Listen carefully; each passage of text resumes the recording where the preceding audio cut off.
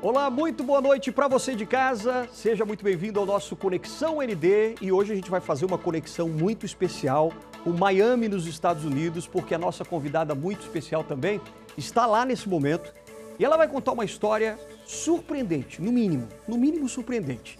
Porque olha, na semana passada eu recebi esse livro aqui, ó, em casa, chamado Esporte, um palco para a vida, de autoria justamente da Cristiana Pinziroli com o seu pai, que teve uma participação intensa, né? O Pedro Pinziroli Júnior. Mas o que quer dizer esse livro? O Esporte, um palco para a vida. Na verdade, ela está tratando aqui tudo aquilo que ela aprendeu no esporte e ela diz exatamente isso, que tudo aquilo que você aprende no esporte você leva depois para a vida, para ter sucesso, para ter uma vida plena, com bastante felicidade e tudo mais. Enfim, para você ter uma vida completa. Agora, o livro tem mais de 500 páginas e é uma delícia de ler. Eu separei vários trechos aqui para a gente poder conversar com ela e entender como é que você cria uma força interior, como é que você pode formar uma base de sustentação para que você realmente se erga nessa vida e para que você vença e sempre, claro, passando pelos obstáculos, porque na vida todo mundo passa por obstáculos, não é verdade? E ela passou por muitos, superou todos eles e está aqui hoje para conversar sobre essa vida vitoriosa no esporte, como mãe também e como executiva em empresas. Vamos conversar então com a nossa querida Cristiana Pinziroli, que está aqui em Miami, nos Estados Unidos. Tudo bem, Cristiana? Tudo bem, Alexandre? Muito boa bom noite. Estar com você. Boa noite com você, com toda a equipe da Record News, todo mundo que está nos ouvindo. Maravilha. Boa noite a todos. Que legal. Muito obrigado pela tua participação aqui hoje. Aliás, o teu livro aqui, como eu gosto sempre muito de ler essas histórias, livros, né, que falam de inspiração, de autodesenvolvimento, de superação também de obstáculos. E o teu aqui é simplesmente completo, é um dos mais completos que eu já li, porque você fala de tudo, desde a vida pessoal, na infância, como que você constrói essa vida até a vida plena mesmo, a felicidade e tudo mais. Então, a primeira coisa que eu quero te perguntar é a seguinte: o que a gente precisa levar do esporte para a vida? Porque você fala aqui no seu livro, né? O que se aprende no esporte vale para a vida. Afinal de contas, o que a gente tem que levar do esporte para a vida e o que você levou do esporte para a sua vida? Perfeito. O esporte é um grande companheiro que nós temos, que tem todos os benefícios que a gente já conhece do aspecto da saúde física. Mas o que eu trato muito no livro, e que foram todos os aprendizados que eu trago da minha família, como você apresentou, eu escrevi o livro com meu pai. Ele é um atleta olímpico, diz que a pessoa que participa de umas Olimpíadas, você nunca fala no passado. Então, ele é um atleta olímpico, participou das Olimpíadas de Tóquio, do México, 64, 68. E ele sempre nos ensinou que a base da vida, nossos valores, nossa estrutura emocional, a gente encontra no esporte. E que o esporte traz um benefício, que nosso aspecto mental é igual quando a gente vai para uma academia e a gente quer fortalecer o bíceps, a gente precisa dar resistência para se tornar mais forte no braço. Sim. O esporte nos leva também a fortalecer o aspecto mental, que por meio da dedicação, das derrotas, toda vez que você encontra um oponente mais forte ou quando você quer aprimorar, ou seja, por meio das adversidades, você se torna mais forte mentalmente, que te ajuda durante todas as etapas da vida, seja como executivo, como mãe, realizando o nosso potencial. Então quer dizer que o esporte, ele, claro, deve ser estimulado já para as crianças numa tenra idade, né? Desde pequenininho, a criança no caso, tem que começar já uma vida esportiva dentro do esporte para poder aprender realmente aquilo que ela vai levar para a vida? Sem dúvida, Alexandre. Muitas vezes para nós pais, eu sou mãe de 3 filhas. Tenho a Alice, de 20 anos, a Jorge, de 18 e a Olivia, de 10 anos. Uma das coisas mais difíceis é a gente ver quando nossos filhos estão passando por dificuldades. E até eu cito no livro a Maria Montessori, que foi uma educadora italiana. Ela nasceu no século XIX, mas ela fez ela criou, né, a corrente da escola Montessori, mas ela falava uma coisa muito interessante: nunca faça pelos seus filhos o que eles podem fazer por si próprio. Então, por meio do esporte, a criança vai aprendendo a criar uma conexão por meio do divertimento, do aspecto social. Ela vai aprendendo trabalho de equipe, a lidar com a autoridade na figura do técnico, do árbitro de uma competição, a se expor toda vez que vai ter uma competição mais importante. Então, tudo isso vai preparando a criança para lidar com as adversidades da vida, com os obstáculos, e que vai ajudá-la mais tarde. Entendi. Agora, olha só, o teu livro aqui, ele tem uma divisão muito bacana e eu faço questão de mostrar para o pessoal de casa agora. Vou mostrar para essa câmera aqui, ó. E olha só, na primeira divisão que você coloca, né, Cristiana, tem aqui dimensão 1, que é a sustentação. Mas o livro acaba conversando também com o público de casa, com o leitor. Você está vendo esse QR Code aqui, ó, que a gente está mostrando? Olha só, vou apontar aqui a câmera do meu celular para esse QR Code. Vamos ver o que acontece aqui, ó. Olha só, ó, já veio aqui a mensagem e você vai ser direcionado aqui para o YouTube para um vídeo da própria Cristiana. Olha só. Olá, caro leitor. Que bom tê-lo conosco. É um prazer poder dividir minhas histórias e de tantos outros atletas, pesquisadores, legal, né? cientistas. Olha que bacana. Então, quer dizer, você aqui acaba fazendo um resumo, né, Cristiana, um pouco daquele capítulo que a gente está colocando. Foi uma ideia muito bacana, hein? Agora, já para você falar um pouquinho disso, tem aqui uma frase que eu separei, que eu achei fantástica também, que diz o seguinte, da Brené Brown, que é autora daquele livro A Coragem de Ser Imperfeito, que é fantástico esse livro também. O livro diz o seguinte, a frase, né? Aqueles que têm um forte senso de amor e de pertencimento têm a coragem de serem perfeitos. O que significa essa sustentação que você fala? Que é o início, né? A primeira dimensão para você ter uma vida plena é a sustentação. Explica um pouquinho mais para a gente. Perfeito. A sustentação envolve 3 aspectos, que é a importância de ter uma rede de apoio que nos acompanha durante toda a vida. Então, quando nós somos crianças, a rede de apoio está relacionada a nossas famílias, a escola que a gente vai, um professor que se torna um mentor, a um técnico. Então, essa rede de apoio, que mais tarde também pode acompanhar um gestor no seu ambiente de trabalho. Então, o quanto é chave aquelas pessoas que estão ao seu redor te apoiando, não somente para celebrar vitórias, conquistas, mas principalmente para te apontar pontos cegos, algo que você não está enxergando e que pode dar aquele empurrãozinho para você ir mais longe. Então, eu falo até no livro, em dado momento, eu conto meu pai como um lindo inimigo. Que a primeira vez que eu falei essa expressão para o meu pai, ele falou, Cris, inimigo?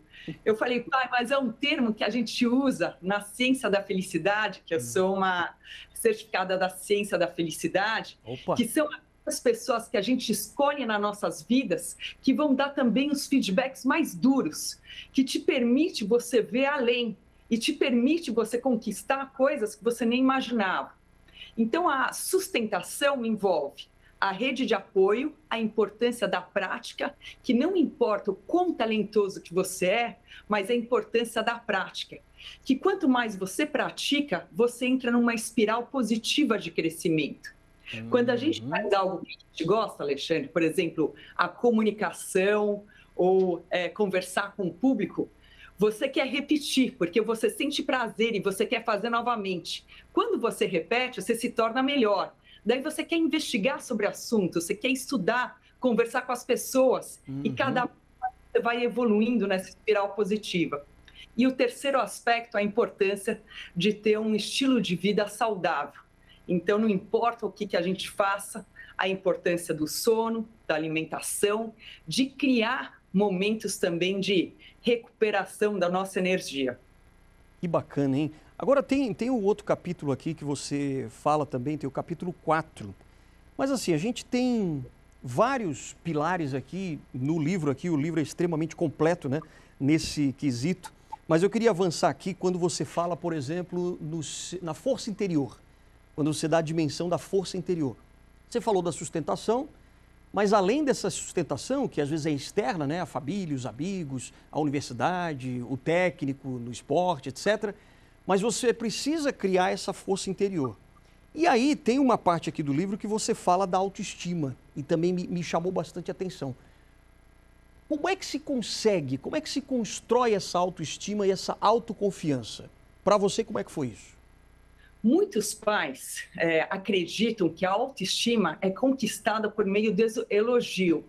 E muitas vezes você cria aquele, por exemplo, no ambiente de escolas, quando as pessoas vão competir, todo mundo recebe um troféu, todo mundo recebe uma medalha. E o que a gente traz, que a importância da autoestima, ela se constrói quando você sustenta situações difíceis, quando você sabe que você sabe passar por isso. Por isso que a gente fala que o esporte é uma escola para a vida, que ele te ensina a perder, te ensina quando você entra naquele jogo, tá preparado, vai dar o seu melhor, algo acontece que você sai frustrado e você tem que se levantar para o dia seguinte e estar pronto para jogar novamente. Você, quando está com um time completamente integrado, acontece alguém, você tem que mudar o seu papel. Então, isso é muito importante para a construção da autoestima, é o você passar por situações difíceis, que você desenvolve aquele conhecimento e aquela perspicácia que você pode passar por isso, que isso faz parte da vida. Então, a gente fala que a gente desenvolve aumenta a nossa imunidade psicológica, que isso não evita que a gente fique doente, mas quando ficar doente, a gente se recupera de forma muito mais rápida e fica muito menos doente. Então, voltando na Brené Brown, Alexandre, que você falou no início, o que é super importante, que a Brené Brown fala também, é sobre a vulnerabilidade. E os atletas, e muitas vezes nós, nos exigimos e a gente não se dá a permissão para ser humano. O de sentir dor, a vontade de chorar, quando precisa conversar com alguém. Então, muitas vezes, sejam nós, pais, um atleta de alta performance, um gestor, fica fazendo um esforço muito grande para aparentar que sempre está tudo perfeito, que dá conta de tudo. E o pedir ajuda também é uma forma de você mostrar também força e aprender com essa situação. E é uma forma, sem dúvida, para você desenvolver a autoestima. Que legal. Agora, acho que o pessoal de casa quer saber um pouquinho mais, para quem não te conhece ainda, toda a tua carreira, né? Você foi capitã da seleção brasileira de polo aquático, né? Teve várias conquistas. Me conta um pouquinho como é que você começou isso, essa trajetória. Eu sou a filha mais velha, eu tenho 2 irmãos mais jovens. Naquela época, o polo aquático era só masculino. O polo aquático masculino foi o primeiro esporte junto com o futebol, a participar dos Jogos Olímpicos modernos e um esporte coletivo. Então, foi o polo aquático futebol, nas Olimpíadas de 1900 em Paris. O polo aquático feminino demorou 1 século para ser considerado uma modalidade olímpica. E eu fui uma das pioneiras do polo aquático feminino no Brasil. Mas, quando eu era pequena, meu pai nunca me deixou de fora das conversas. Ele sempre compartilhava comigo junto o que representava o esporte na vida dele, o que ajudou ele a ser o melhor executivo. Ele fez toda uma carreira na Folha de São Paulo, foi um dos cofundadores e idealizadores do UOL. Então, a experiência do esporte sempre ajudou isso para ele.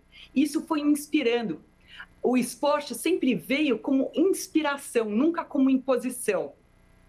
E quando começou o polo aquático feminino, começou em São Paulo e no Flamengo, eu logo comecei a jogar com 15 anos. E com 18 anos participei do meu primeiro mundial de esportes aquáticos, foi na Austrália, me tornei a capitã e fui capitã da seleção brasileira por 13 anos.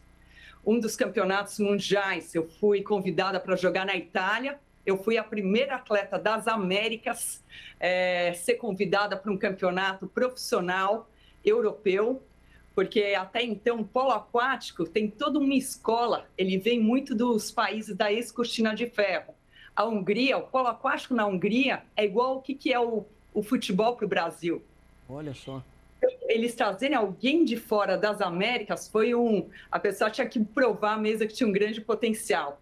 Eu fui jogar 1 ano na Itália, acabei jogando 4 anos. Foi a primeira vez quando eu estava jogando no Horizonte Catania, na Sicília, que nós ganhamos a Copa dos Campeões.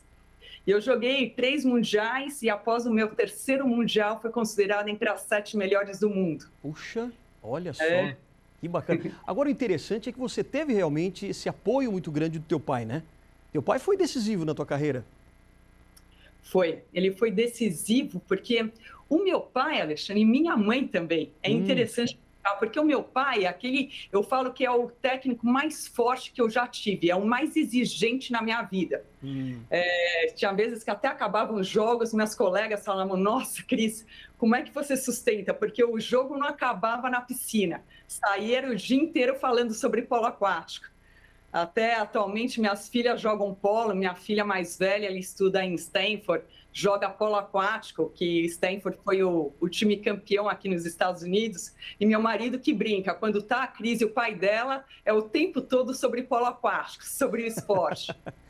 Mas minha mãe, ela foi diretora do polo aquático feminino, até escrevi um livro sobre ela, que o prêmio mais alto, quem recebeu, não fui eu, ou meu pai, ou meus irmãos também jogaram polo, foi minha mãe, que ela nunca foi atleta, mas ela foi diretora do polo aquático feminino. Ela teve uma participação decisiva para que nós fôssemos considerados uma modalidade olímpica. Ela foi uma das articuladoras do mundo para mostrar como o polo aquático feminino já estava pronto para entrar nas Olimpíadas. Isso aconteceu em Sydney 2000. Mas olha só como tudo vai se construindo, né? Quer dizer, o seu pai sempre perto de você, a sua mãe fazendo todo esse backstage, né? E você acabou construindo também muito a tua autoconfiança, a tua autoestima dentro desse relacionamento. Aí tem uma coisa que interessante, que mais ou menos fala sobre isso, que você diz aqui ainda nesse capítulo sobre a autoestima, que ela é formada a partir de fatores internos e externos. O interno é a tua força interior, mas o externo também tem a ver com a aprovação de outras pessoas? Como é que você explicaria isso, esses fatores internos e externos? O fator externo é aquele que muitas vezes, quando você almeja um campeonato muito importante, para mim, por exemplo, eu queria ser uma das melhores atletas do mundo. Eu adorava assistir os jogos e eu me inspirava muito em vários esportes. Por exemplo, uma das pessoas que me inspiraram muito foi Hortência, que na época era capitã da seleção de basquete. A maneira que ela usava a respiração no lance livre. Então, isso eu também comecei a usar. Então, esporte, diferentes modalidades, eu gostei muito. Então, é o quanto você busca aquele reconhecimento, aquele campeonato, o crescimento, a evolução externa. E os fatores internos, Alexandre, estão associados com o seu propósito, com o significado daquilo que você busca. Então, o quanto que é chave quando a gente trabalha com algo que tem um propósito maior, que você não está lá pelo salário, você não está lá porque você está sendo chamada, teve uma oportunidade, você está lá porque tem uma conexão maior com isso. Tem a ver com paixão, né? Isso, tem a ver com paixão, sem dúvida. Então, olha, a gente vai para um breve intervalo, mas antes eu quero deixar aqui mais ou menos no ar, porque o teu livro aqui ainda vai falar um pouco sobre coragem, colaboração, significado e as escolhas da vida também.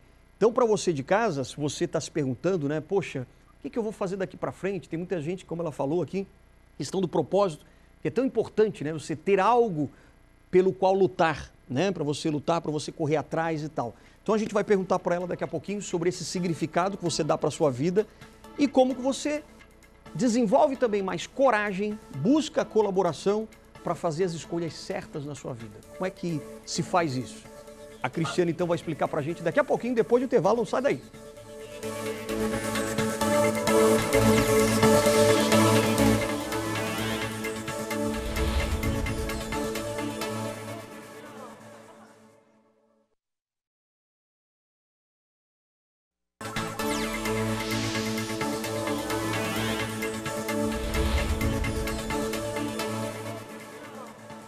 De volta já com a nossa conexão muito especial com Miami, nos Estados Unidos, onde mora e onde a gente está tendo esse bate-papo super bacana com a Cristiana Pensiroli, atleta executiva, atleta de polo aquático, hein?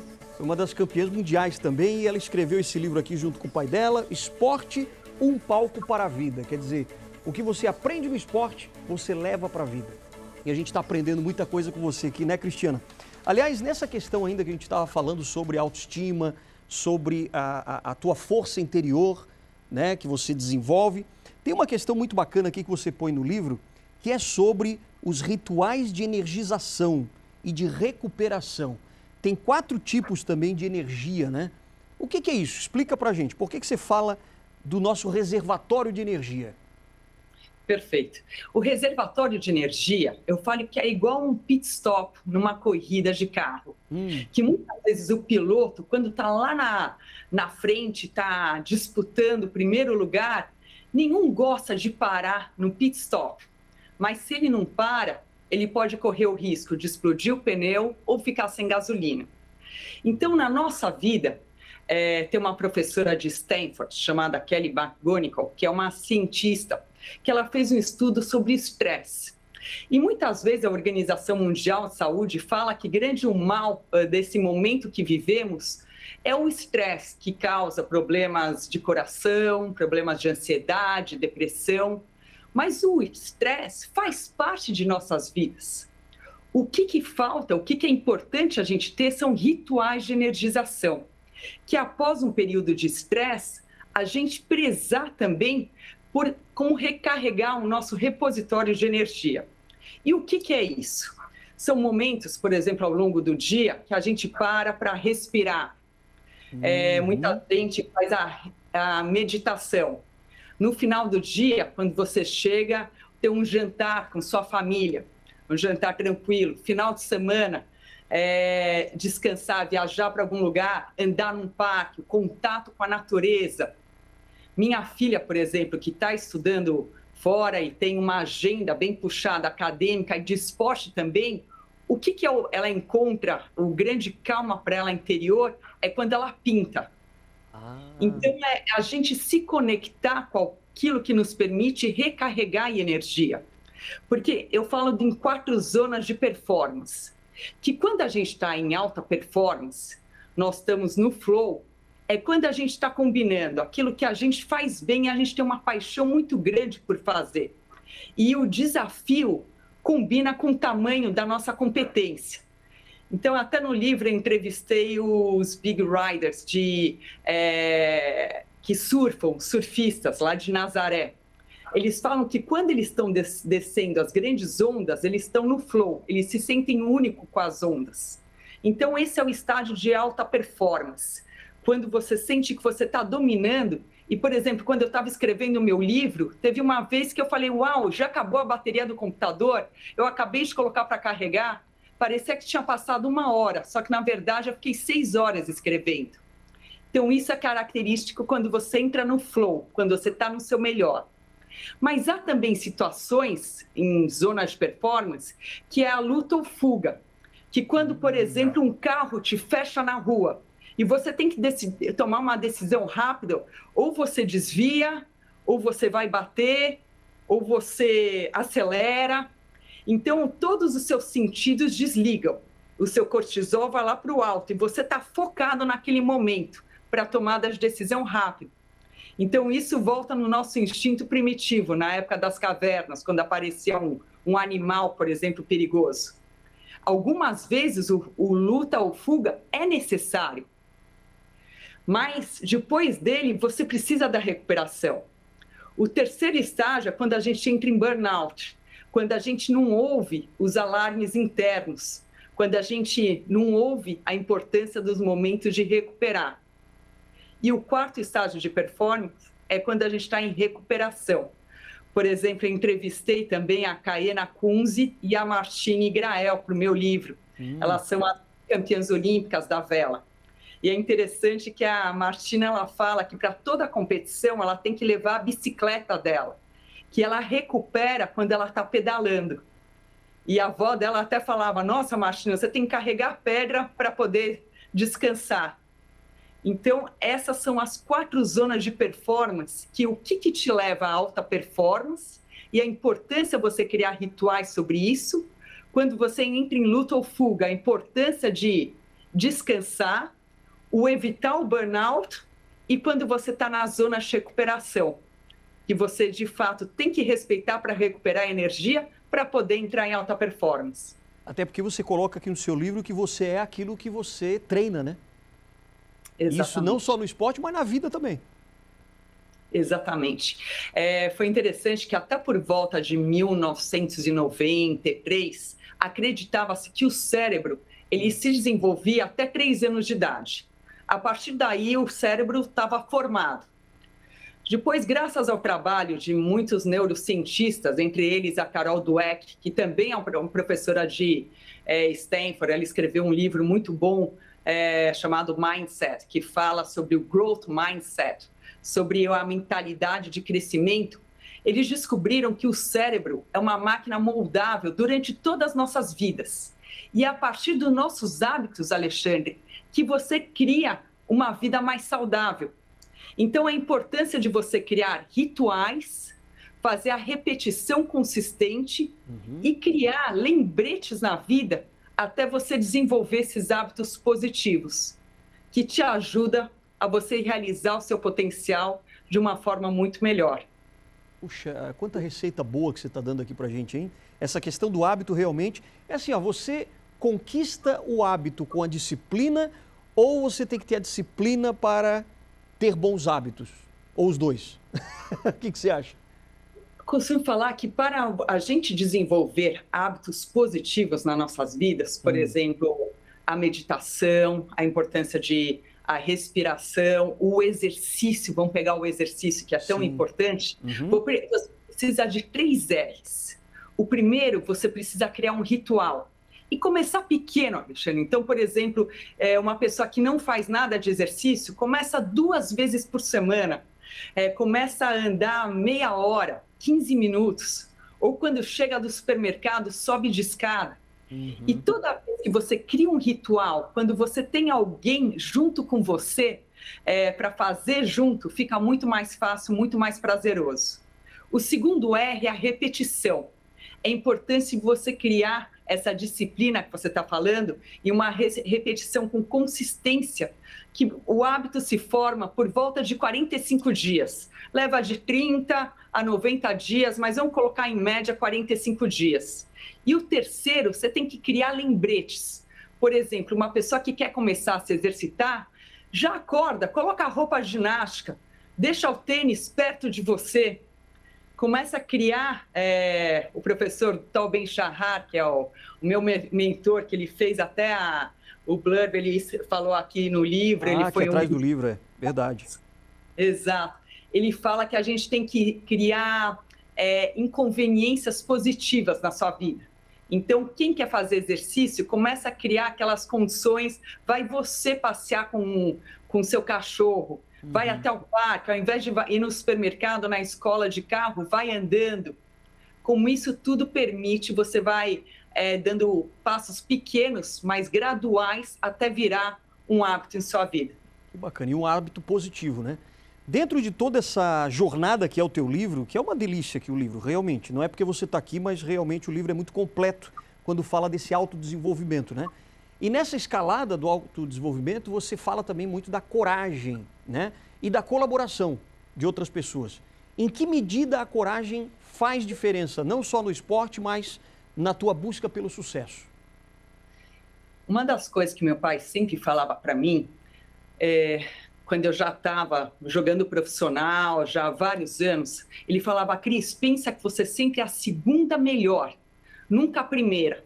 Porque quando você alcança a primeira posição, a pole position, muitas vezes você entra numa zona de conforto e você se acostuma com o status quo. E isso é a pior coisa, Alexandre, seja na vida de um atleta, seja de um profissional, de um médico que queira se desenvolver. Então, a coragem para experimentar é constantemente estar buscando novas perspectivas, ideias e ter coragem para colocá-las em práticas. E isso, para colocar em prática, isso envolve como é que você lida com o erro. Tem até a gente conta que o Thomas Edison, que foi considerado um dos maiores cientistas, inventores dos nossos tempos, ele tem o maior número de patentes já criadas, que uma vez o colega entrou no laboratório dele, falou, poxa, Thomas, você já errou 10 mil vezes? Ele falou, não, eu acabei de descobrir 10 mil vezes que esse experimento não funciona. Então, é como você tem a coragem para experimentar e você usa o erro para você aprender algo novo na sua vida. E daí é importante você refletir o aprendizado sobre isso. Quer dizer, o erro como motivador, né? O erro como parte da jornada do sucesso. O erro te permite, a coragem para errar, te permite você exercitar, experimentar algo novo e com isso você vai construindo o seu repertório de habilidades e vai ficando cada vez mais forte. E a colaboração é algo que vem... tem uma outra psicóloga, Ellen Scheid, que fala que uma das maiores forças dos seres humanos é um outro ser humano. Então, quando a gente trabalha em equipe e junto com uma pessoa, como a gente soma forças e o resultado é muito maior. Então, você aí, por exemplo, Alexandre, a sua equipe que você está, você aparece aqui somente na entrevista, mas a equipe que tem está te dando todo o suporte. Então, é escolher todas as pessoas que estão ao seu redor, que te ajudam, seja um atleta de tênis, que parece ser um esporte individual, mas tem toda uma equipe, seja um atleta de polo aquático, ou mais tarde numa empresa, a importância de ter uma equipe sempre diversificada, alinhada com um propósito comum para conseguir um maior resultado. Que coisa, é um círculo virtuoso, né? E aí a gente chega em mais um, deixa eu ver aqui, tá aqui também, olha só.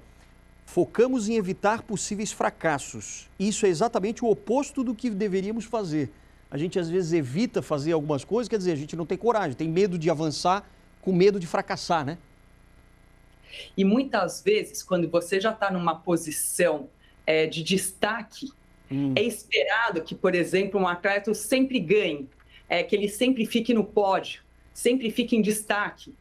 E com essa pressão externa, muitas vezes o atleta tem medo de inovar, de experimentar coisas novas. Por exemplo, na natação, uma nova braçada, um jogador de tênis pegar de uma forma diferente a raquete, experimentar uma nova jogada em campo.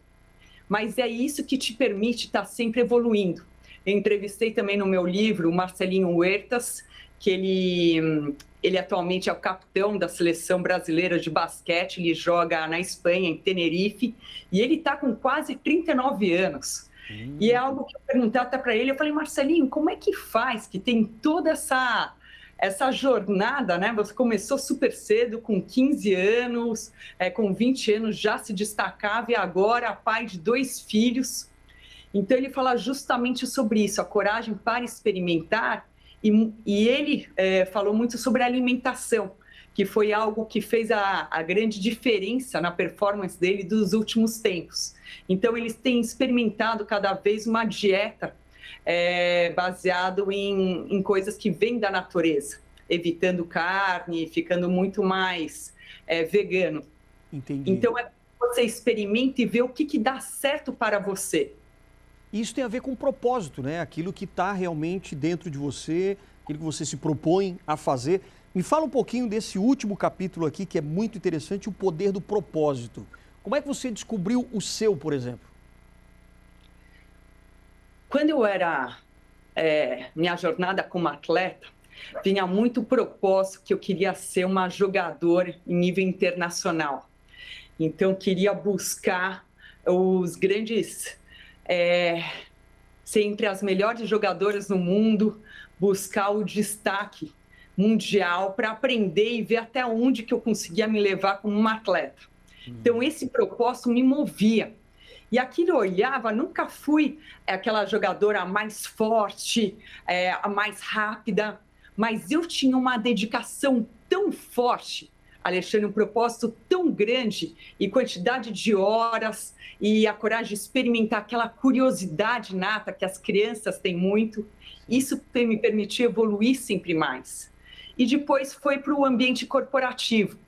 Foi interessante que quando eu voltei para o Brasil, eu entrei no programa de trainee, na época do Unibanco, e quem era o presidente era o Pedro Moreira Salles. E o Pedro sempre falava, Cris, nunca para de treinar, porque o que você aprende no esporte você traz para o ambiente corporativo. Foi um grande presente para mim, que eu achei que eu fosse ter que fazer uma escolha. Sim. E essa curiosidade também que eu aprendi no esporte me levou também a ser uma melhor executiva. Eu tive uma carreira de 23 anos. E que mais tarde, quando eu saí no banco, que eu, para me tornar autora, para escrever o meu livro e atualmente trabalhando com líderes e atletas na realização do potencial humano, eu trago essa metodologia mesmo. Então, hoje em dia, o que me move é como eu posso trabalhar e ouvindo os líderes, os clientes, para ver o que eles precisam e levar as ferramentas para que eu acredito que cada um de nós tem uma semente de grandeza dentro de nós, Alexandre. E cabe ao mentor, ao coach, como criar as condições para que essas sementes de grandeza possam desabrochar. Então, como facilitar esse processo que já existe dentro de cada um de nós. E o legal é que depois que você tem esse propósito, você acaba buscando ainda mais se autoconhecer. Porque vem muito do autoconhecimento, né? Você sabendo quem você é. O autoconhecimento é início de tudo. Quanto mais você se conhece, diz que as esfinges no Egito, elas têm uma mensagem que elas falam, conheça-te a ti mesmo, conheça-te a ti mesmo. Então, é um dos grandes segredos da vida. Você ter a coragem para se conhecer. Quanto mais você se conhece, como você reage às situações, o que te tira do sério, como é que você lida com momentos de estresse, como você recupera, esse é um dos grandes segredos da vida. E voltando e se conectando com o propósito, tem um autor, o Viktor Frankl, que ele é um sobrevivente dos nazistas. Ele é um sobrevivente de Auschwitz.